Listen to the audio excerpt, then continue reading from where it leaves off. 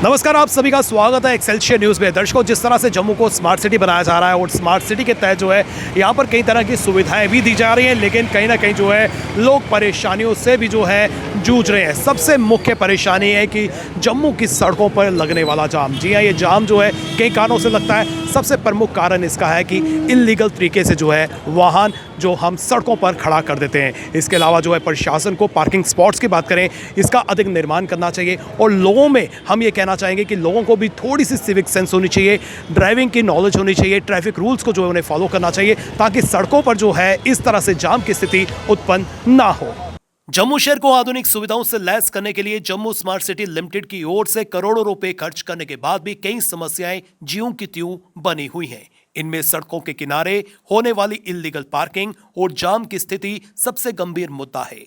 जम्मू शहर में वाहनों की संख्या तो तेजी से बढ़ रही है, लेकिन इनको पार्क करने के लिए पार्किंग की सुविधा उपलब्ध नहीं है। हालत यह है कि जम्मू स्मार्ट सिटी लिमिटेड द्वारा लोगों की सुविधा के लिए फुटपाथ का भी निर्माण किया गया है, लेकिन अधिकतर फुटपाथ पर अतिक्रमण होने से पैदल चलने वाले लोग सड़कों के बीचों बीच चलने पर मजबूर हो जाते हैं, जिससे कई बार दुर्घटनाएं पेश आती हैं।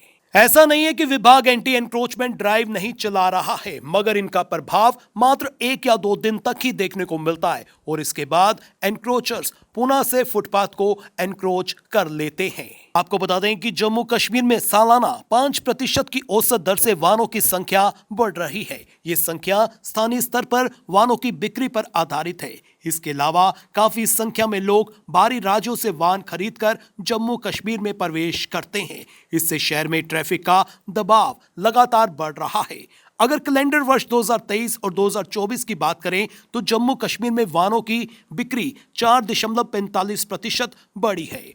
2023 में प्रदेश में कुल 1,71,536 वाहनों की बिक्री हुई थी, जबकि वर्ष 2024 में वाहनों की कुल बिक्री 1,79,164 रही है।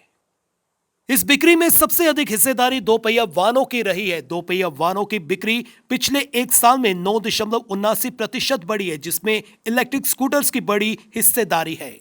आपको बता दें कि आरटीओ जम्मू कार्यालय के मुताबिक जिला जम्मू में 9 लाख से अधिक वाहन रजिस्टर्ड हैं और जम्मू शहर की बात करें तो नगर निगम और जेडीए द्वारा बनाए गए पार्किंग स्थलों में लगभग 2000 वाहनों को खड़ा करने की व्यवस्था है। ऐसे में लोगों को मजबूर होकर अपने वाहनों को सड़क किनारे ही खड़ा करना पड़ता है। इससे शहर में जाम लगता है और इल्लीगल पार्किंग से सड़कों पर जाम की स्थिति बनी रहती है। ज्ञात रहे कि बस स्टैंड में बनी मल्टी टियर पार्किंग में 1300 कारें और 60 बसेस के खड़े होने की जगह है। पंचतीर्थी की बहुमंजिला पार्किंग में 258 कारें और 136 दोपहिया वाहन खड़े हो सकते हैं। इसी तरह टाउन हॉल में बनी 2 मंजिला पार्किंग में 40 4 टायर व्हीकल और 34 2 टायर व्हीकल वाहन खड़े हो सकते हैं। सुपर बाजार में बनी आधुनिक बहुमंजिला पार्किंग में 352 कारें और 162 दोपहिया वाहन खड़े हो सकते हैं। शहर के भीड़ भाड़ वाले इलाकों में ट्रैफिक पुलिस ऐसे खाली पड़े प्लॉट्स की पहचान करेगी जिन्हें पार्किंग स्थल बनाया जा सके, ताकि लोगों को ज्यादा से ज्यादा पार्किंग स्पॉट्स उपलब्ध हो सकें। सड़कों पर जाम न केवल इल्लीगल वाहन पार्किंग के कारण लगता है, बल्कि जो लोग अपनी रोजी रोटी कमाने के लिए रेडी या फड़ी सड़कों के किनारे पर यूं ही बेतरतीब ढंग से लगा देते हैं, कई बार उनके कारण भी जाम जैसी स्थिति उत्पन्न हो जाती है। हालांकि लोगों को दुकानों के अंदर से या फिर रेडी फड़ी वालों से किसी भी प्रकार की कोई वस्तु खरीदनी है तो वह भी अपना वाहन सड़क पर ही खड़ा करते हैं, जिससे हमेशा अन्य वाहन चालकों को परेशानी उठानी पड़ती है और जाम जैसी स्थिति उत्पन्न हो जाती है।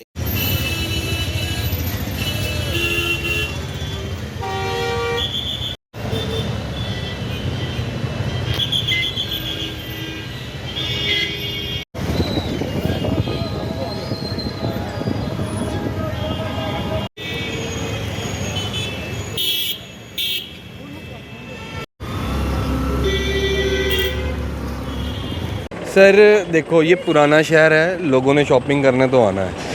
अब देखा जाए पार्किंग्स अब नहीं बनी भी हैं, जैसे बस स्टैंड की पार्किंग होगी, पंचतीर्थी की पार्किंग होगी, कच्ची शवानी में भी एक जेडीए की पार्किंग है। तो लोग पर इतनी दुनिया है, वो इतनी सी जगह पर कहाँ गाड़ियाँ पूरी लगेंगी और जगह है भी कहाँ। और अब आ जाकर परेड पे लगती है तो ये बेचारे हमारे जो ट्रैफिक कर्मी हैं ये भी क्या करें। 2 या 4 व्यक्ति लगे हुए हैं इतने बड़े शहर की वो नियंत्रण करने के लिए। इनको गाड़ियों का फ्लो भी निकालना है, इधर लोगों को ये भी कहना है। मैंने कई बार देखता हूँ, क्योंकि मैं मोती बाज़ार में रहता हूँ, मैं यहाँ से आता हूँ, तो कई बार इनको देखता हूँ कि लोगों के साथ इनकी बहस हो जाती है। ये बेचारे बड़े अच्छे तरीके से उनको बोलते हैं कि मैडम यहाँ से निकाल लीजिए आप गाड़ी, जाम लग जाएगा। वो कहती 10 मिनट टाइम भी देते हैं, फिर वो बेचारे चक्कर लगा कर आते हैं, फिर वहीं खड़ी है। तो मेरा मानना बताऊँ क्या है जाम का मुख्य कारण? एक तो ई रिक्शा आप देखिए कितने ज़्यादा हो चुके हैं। जब हमारे बाज़ार में हल्का सा भी होता है ना, तो पूरी लाइन रिक्शा की होती है, और उसके बाद क्या होता है कि उसकी अपोजिट साइड से जहाँ से गाड़ी आनी होती है, तो हमारे लोगों में भी दायरे बिल्कुल नहीं है। वो भी स्कूटियाँ और मोटरसाइकिल लेकर रॉन्ग साइड से आगे आ जाते हैं, तो फिर उधर जाम लग जाता है। सबसे बड़ी चीज़ है कि लोगों को ट्रैफिक रूल पता होने चाहिए, और गाड़ी चलानी है तो दायरे से चलाएं, हड़बड़ी में नहीं।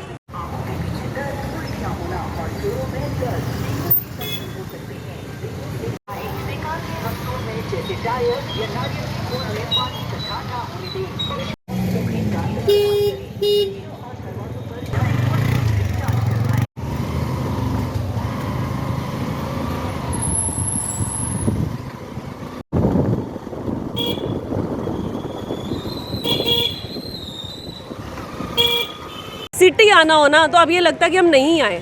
इतनी दूर दूर पार्किंग है। कच्ची सोनी आप जाओगे ना, पर आर के हिसाब से पार्किंग ली जाती है। पंचतीर्थी आप जाओगे, पर आर के हिसाब से पार्किंग ली जाती है। मार्केट भी यहीं पर है, बंदा जाएगा तो जाएगा कहाँ? कहीं गाड़ी हम लगा नहीं सकते, 2 मिनट में चालान लग जाता है, इंसान चला नहीं देता रह जाएगा। या तो कहीं आप ऐसी जगह साइड बाई साइड आप बाकियों की भी गाड़ियाँ देखें ना कैसे लगी हुई हैं। लेकिन अगर इलीगल तरीके से अगर हम सड़कों पर यूं ही वाहन अगर हम खड़े करेंगे तो इससे जाम भी लगेगा। आई एग्री विद यू, लगेगा, बट उसकी कोई आप फिर ऑल्टरनेट निकालिए ना। कहाँ ये जगह है और कहाँ पर है वो पार्किंग, कहाँ पे आप खुद बताइए मुझे वहाँ पे। अच्छा कच्ची सोनी आप कम से कम आधा घंटा रुकेंगे तो आपको जगह मिलेगी, अदरवाइज़ आपको जगह नहीं मिलती है। हम तो वैसे अवॉइड ही करते आना। अगर अब इतना कभी इमरजेंसी भी होती है, ऐसी बात नहीं है, पहले हमें मुबारक मंडी होता था हम गाड़ी लगा सकते हैं, अब आप मुबारक मंडी के अंदर भी गाड़ी लेके नहीं जा सकते। जम्मू को स्मार्ट सिटी बनाया जा रहा है और स्मार्ट सिटी में फैसिलिटीज़ नहीं है। बनाया तो जा रहा है, बट किसी हद तक है फैसिलिटीज़, बस किसी हद तक नहीं भी है। हमें प्रॉब्लम तो आ ही रही है। अभी जस्ट मेरा देखिए, आप चालान लगा दिया इन्होंने। अब अगर मैं कल भी आऊँगी, मेरा 2 बारी मैं चालान दे चुकी हूँ यहाँ पे ऐसे ही। बहुत ज़्यादा प्रॉब्लम है इस चीज़ की।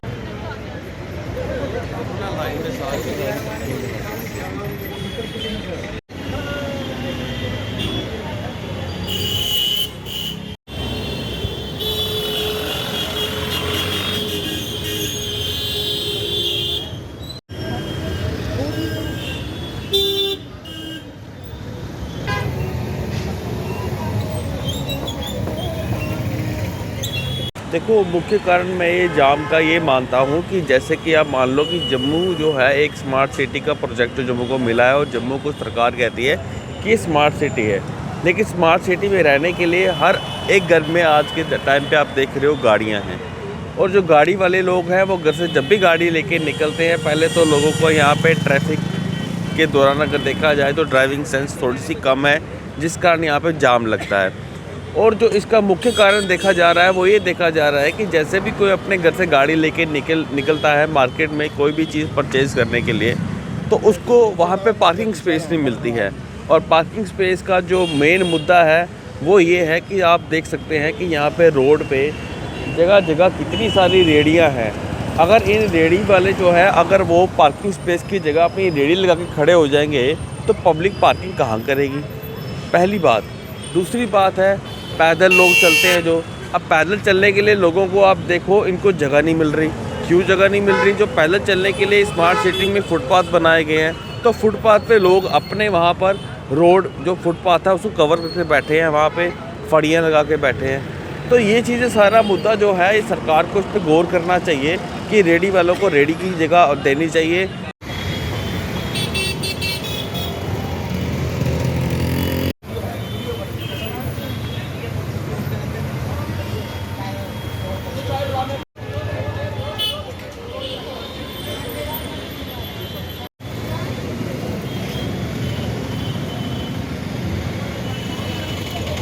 अब आप सिटी में देख लो, यहाँ किसी दुकानदार के पास किसी ने कोई ख़रीदारी करने जाना है, पार्किंग की बिल्कुल जगह नहीं है। और अगर कहीं दुकान के बाहर गाड़ी लगानी होगी वहाँ पहले ही गाड़ी लगी होगी, और वहाँ पार्किंग की आपको जगह ही नहीं मिलेगी। उसके कारण दुकानदार का भी नुकसान है और जिन्होंने खरीदारी करनी है उनका भी नुकसान है। तो आप गवर्नमेंट से क्या अपील करना चाहते हैं? हम गवर्नमेंट से यही अपील करना चाहते हैं कि प्रॉपर पार्किंग की जो है अरेंजमेंट्स होने चाहिए, सो दैट कि कस्टमर भी जो है अपना सामान खरीद सके और दुकानदार का भी जो है काम अच्छे से चल पड़े।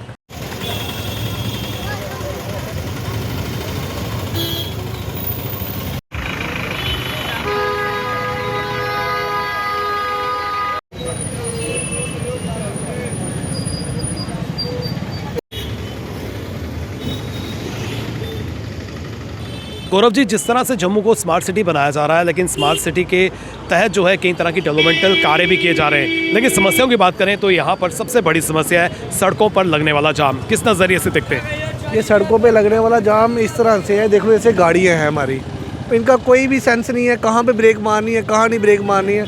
स्मार्ट सिटी तो बन तो रहा है, पर स्मार्ट सिटी के बाद हमारे पास पार्किंग नहीं है। लोगों के पास इतनी गाड़ियाँ हैं, मतलब पार्किंग की कोई, देखो आप सिटी चले जाएँ, आप देख सकते हैं किसी सिटी के दुकान के बाहर दुकानदार अगर किसी दुकान के बाहर गाड़ी लगा देता है कोई, तो वो कुछ खरीद नहीं सकता। अगर कोई कस्टमर आएगा तो गाड़ी कहाँ लगाएगा। और गाड़ियों का ये है कि गाड़ी भी देख लो, मैटाडोर जहाँ मन करता है वहाँ ब्रेक मार लेते हैं। अब आप खुद देखी जाए अब क्या। हालांकि जो पार्किंग स्पॉट्स बनाए गए हैं, क्या लगता है कि इनमें इजाफा करना चाहिए? नहीं, जो पार्किंग स्पॉट्स है वो तो सारे फुल ही रहते हैं। जैसे आप देख लो, वो पंचतीर्थी में जो पार्किंग स्पॉट बनाया हुआ है, और भी देख लें फुल ही है, लोग वहाँ जाते ही नहीं है, लोग गाड़ियों के बाहर ही लगा देते हैं गाड़ियाँ अपने घर के बाहर। आप हर जगह देख सकते हैं, ट्रैफिक तभी तो बढ़ रहा है, गाड़ियाँ ज़्यादा हो रही हैं। उसकी खाली गाड़ियों के लिए देखना चाहिए, पार्किंग बनानी चाहिए गवर्नमेंट को। अब गवर्नमेंट को और क्या कदम उठाने चाहिए? गवर्नमेंट को यही कदम उठाने हैं, पार्किंग ही बनानी चाहिए। अब देखो जो एक पार्किंग बना के साइलेंट हो गया है, पार्किंग और बनानी चाहिए। स्मार्ट सिटी वो थोड़ी पत्थर लगा देंगे हर जगह में, पार्किंग और बनाएंगे और बनेगी, गाड़ियाँ और आ रही हैं।